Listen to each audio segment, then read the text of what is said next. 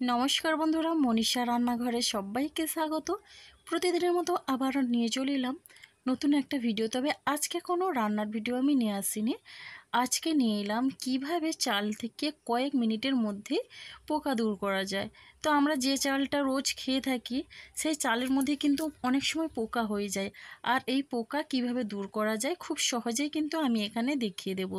তো সেই চালগুলো খেলে কিন্তু আমাদের শরীরের অনেক ক্ষতি হয় এবং বাজারে যে চালগুলো থাকে অনেক সময় ওই চালে কিন্তু অনেক কেমিক্যাল ওষুধপাতি দিয়ে রাখা হয়, তাতে করে কিন্তু পোকা হয় না। আর ওই চাল আমরা খেয়ে থাকি, তাতে করে কিন্তু আমাদের শরীরের মধ্যে অনেক রোগ ছড়ায়। তাছাড়া এই যে পোকা চালটা আমরা যদি খেয়ে থাকি সেটা কিন্তু খুব একটা ভালো নয় আমাদের শরীরের পক্ষে। কোনো রকম কেমিক্যাল ছাড়াই বাড়িতে থাকা কয়েকটা সামান্য উপকরণ দিয়ে কিন্তু আমি দেখিয়ে দেব চালের পোকা কিভাবে দূর করা যায়। তো দেখুন বন্ধুরা, এখানে আমি এই রকম একটা পাত্রে চাল নিয়েছি। আর পোকাগুলো দেখেছেন, অনেক পোকা কিন্তু চালের মধ্যে আছে।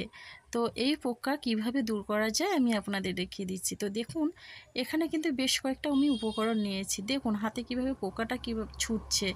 তো বন্ধুরা, এই পোকা কিন্তু খুব সহজে বেরিয়ে যাবে। তার জন্য দেখুন এখানে আমি তেজপাতা নিয়েছি, আর তেজপাতাগুলোকে এইভাবে কেটে নিচ্ছি। আর এখানে আমি শুকনো লঙ্কা নিয়েছি, একই রকমভাবে শুকনো লঙ্কাটাকেও আমি কেটে নিলাম।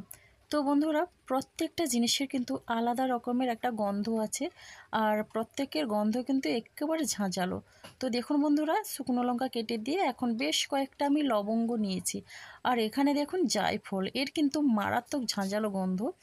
তো এই সব গন্ধের কারণে কিন্তু পোকামাকড় দূর হয়ে যায়।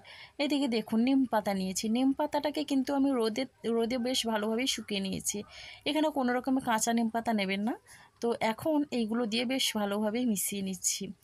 বরাবরই কিন্তু আমরা চালের মধ্যে এইভাবে এগুলো মিশিয়ে রাখি, এতে করে কিন্তু চালের পোকাটা হয় না। তো আমার মাও কিন্তু এইভাবেই মিশিয়ে রাখতেন। তো বন্ধুরা দেখুন, আমরা একসঙ্গে বেশি চাল কিনে রাখি, তার জন্য এইভাবে করে সংরক্ষণ করে রাখি প্রায় 1 বছর 1.5 বছরের জন্যে। তো এইভাবে করে আমি একটা ঢাকনা দিয়ে ঢাকনাটা একটু আলগা করে রেখে দিচ্ছি, একটুখানি ফাঁকা করে রেখে দিতে হবে, এতে করে কিন্তু চালের পোকাটা কিছুক্ষণের মধ্যে বেরিয়ে যাবে। তো বন্ধুরা, এইভাবে করে আমি রেখে দিচ্ছি কিছুক্ষণের জন্য। এদিকে আরও একটা টিপস আমি দেখিয়ে দিচ্ছি। এখানে ফ্রেশ চাল নিয়েছি একটা থালায়, আর এই চালটা কিভাবে সংরক্ষণ করে রাখা যায় সেটাও আমি দেখিয়ে দিচ্ছি। এখানে আমি 1 চামচ পরিমাণে লবণ নিয়েছি। লবণটাকে চালের মধ্যে বেশ ভালোভাবে মিশিয়ে নিতে হবে। আর এইভাবে চাল যদি রাখা যায়, এখানে কিন্তু 1 থেকে 1.5 বছর চালটা সংরক্ষণ করে রাখা যাবে, কোনো রকমই পোকা লাগবে না।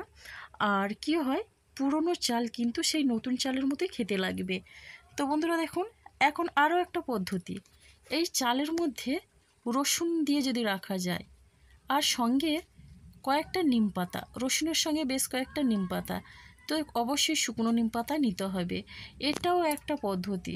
তো বন্ধুরা, এইভাবে করে আপনারা অবশ্যই চাল সংরক্ষণ করে রাখুন, একদম পোকা লাগবে না, বা পোকা লাগার চাল নিমিষেই কিন্তু বেরিয়ে যাবে এই চাল থেকে। হ্যাঁ, চাল আবার রোদে দিলে পোকাগুলো কিন্তু মরে যায়, কিন্তু চাল থেকে পোকাটা বেরিয়ে যায় না। তো দেখুন বন্ধুরা, আমি যে আগের থেকে এটা রেখেছিলাম, চালের পোকা কিন্তু বেরিয়ে গেছে, দেখেই বুঝতে পারছেন। আর এখন আমি দেখিয়ে দিচ্ছি। তো খুব সহজেই কিন্তু চালের পোকা বেরিয়ে গেল। যতক্ষণে আমি এই পদ্ধতিগুলো দেখালাম ততক্ষণে কিন্তু চালের পোকা বেরিয়ে গেছে। তো এই টিপসগুলো অবশ্যই ফলো করুন, দেখবেন আপনাদেরও ভীষণ উপকার হবে। আর এইভাবে চাল থেকে পোকা বিছে বা পোকা দূর করে একটা এয়ার ড্রাই কন্টেনারও রাখতে পারেন। অনেক দিন কিন্তু এইভাবে চাল সংরক্ষণ করে রাখা যাবে। তো বন্ধুরা, আজকের ভিডিওটি কেমন লাগলো অবশ্যই একটা মিষ্টি কমেন্ট করবেন। ভালো লাগলে লাইক, শেয়ার, কমেন্ট এবং সাবস্ক্রাইব করে আমার পাশে থাকবেন। তো আজকের ভিডিওটি আমার এই পর্যন্ত। আগামীকাল আসবো আবারও একটা নতুন ভিডিও নিয়ে। আপনারা সবাই সুস্থ থাকুন, ভালো থাকুন। অসংখ্য ধন্যবাদ, আর অনেক অনেক ভালোবাসা রইল আমার সোনা বন্ধুদের জন্যে।